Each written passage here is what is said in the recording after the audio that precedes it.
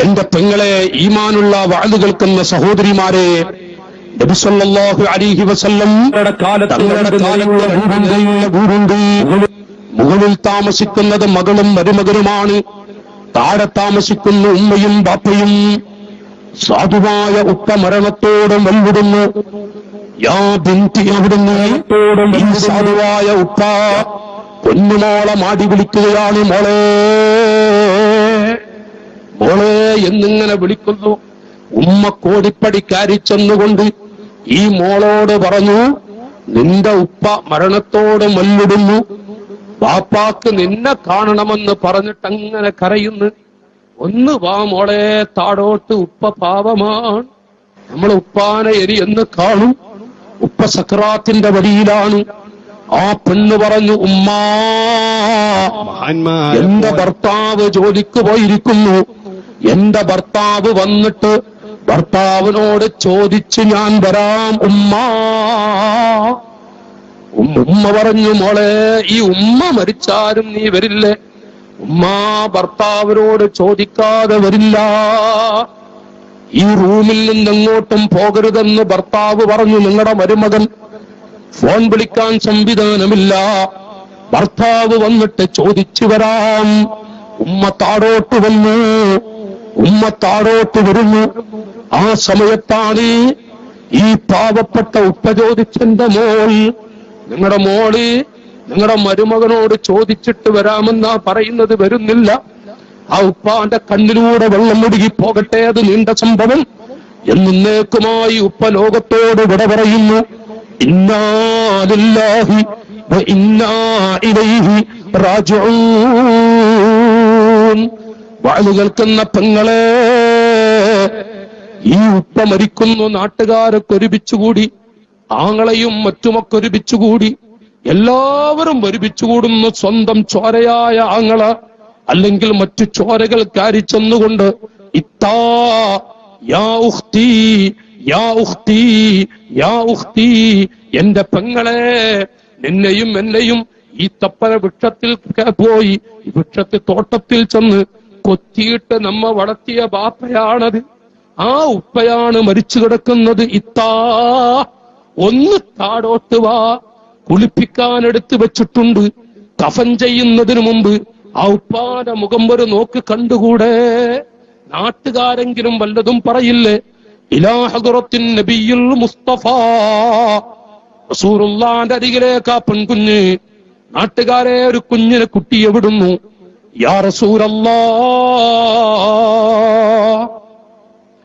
എന്റെ ഉപ്പ മരിച്ച് കുളിപ്പിക്കാൻ എടുത്തു വെച്ചിട്ടുണ്ട്. എന്റെ ഭർത്താവ് ജോലിക്ക് പോകുന്ന സമയത്ത് റൂമിൽ നിന്ന് എങ്ങോട്ടും പോകരുതെന്നും പറഞ്ഞിട്ടുണ്ട്.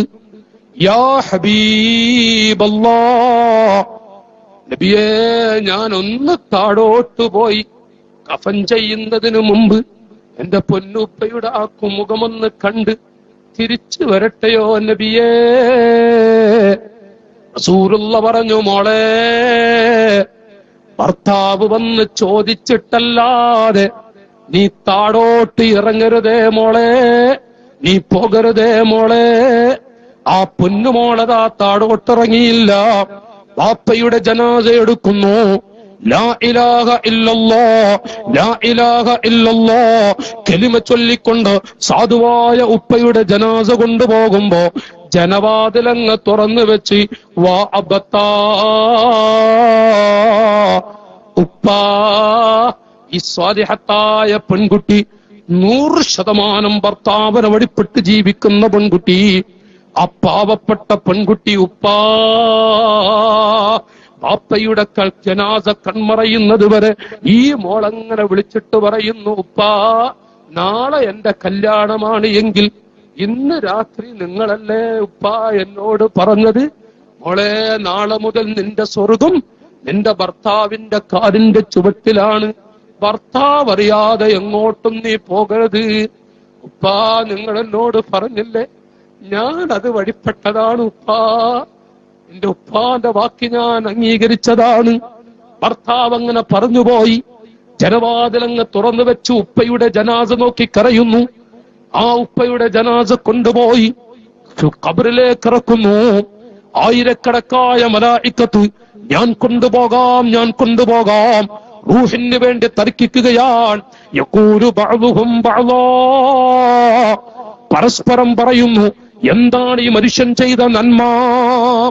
ഒരു ഭർത്താവിന് പൂർണ്ണമായും വഴിപ്പെട്ട് ജീവിക്കുന്ന ഒരു പെൺകുട്ടിയെ വളർത്തിയ ഉപ്പയാൻ മുഹമ്മദുർ റസൂലുള്ളാഹ്. സ്ത്രീകളെ, ചുമരിനോട് ചാരി നിൽക്കുന്ന അയൽപ്പക്കത്തെ വീട്ടിലേക്ക് പോകണോ? നിന്റെ ഭർത്താവ് അറിയാതെ പോകരുത്. പെങ്ങളെ, നിന്റെ ഭർത്താവാണ് നിന്റെ എല്ലാം.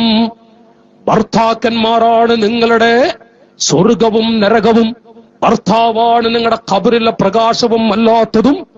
ആ ഭർത്താവാകുന്ന നിങ്ങളുടെ കവചം, നിങ്ങളുടെ മൽജഇ, ആ ഭർത്താവിനെ നിങ്ങൾ നെഞ്ചിലേറ്റിക്കൊണ്ടാവണം മരിക്കേണ്ടത്.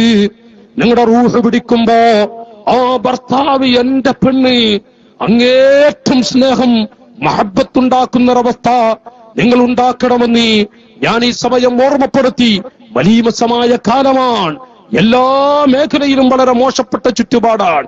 പെണ്ണിനെ കൊള്ള നോക്കുമ്പോ, പെണ്ണിന്റെ ചുറ്റുപാട് കൊള്ള നോക്കുമ്പോ വളരെ മോശപ്പെട്ടുകൊണ്ടിരിക്കുന്ന അവസ്ഥകളും ചർച്ചകളുമാണ് നടന്നുകൊണ്ടിരിക്കുന്നത്. പെങ്ങളെ, നിന്റെ ആഖിറം വേണോ? ദുനിയാവിലൊക്കെ എന്തും വിളിച്ചു പറയാം, ആർക്കും എന്തും പറയാം, ഏത് മഹാന്മാരെയും തെറി വിളിക്കാം. അദ്ദുനിയാ മുദ്ബിറത്തുൻ വൽ ആഖിറത്തു മുഖ്ബിലാ കൂനൂ മിൻ അബ്നാഇൽ ആഖിറ വലാ തകൂനൂ മിൻ അബ്നാഇദ് ദുനിയാ. എന്റെ പെങ്ങളെ, എന്താണ് നീയൊക്കെ കാണുന്നത്? നമ്മുടെ ഈ മലയാള മണ്ണിൽ എന്തൊരു വേദനാജനകമാണ്. ദുനിയാവ് ഓടിപ്പോകുന്നു, ആഖിറമിതാ അടുത്തടുത്ത് വരുന്നു. നിന്റെ വിജയം, നിന്റെ എല്ലാം, അത് നിന്റെ ജീവിതത്തിൽ മുത്തുനബി സ്വല്ലല്ലാഹു അലൈഹി വസല്ലം പറഞ്ഞത് തന്നെയാണ്. അതുകൊണ്ട് ദുനിയാവ് ഓടിപ്പോകുമ്പോ ഇനി കൂടുതൽ ആഖിറത്തിനില്ല, അടുത്തടുത്ത് വരുന്നു. ആഖിറത്തിന്റെ പെണ്ണാവിടെ നീ, ആഖിറത്തിന്റെ പെണ്ണാവിടെ നീ.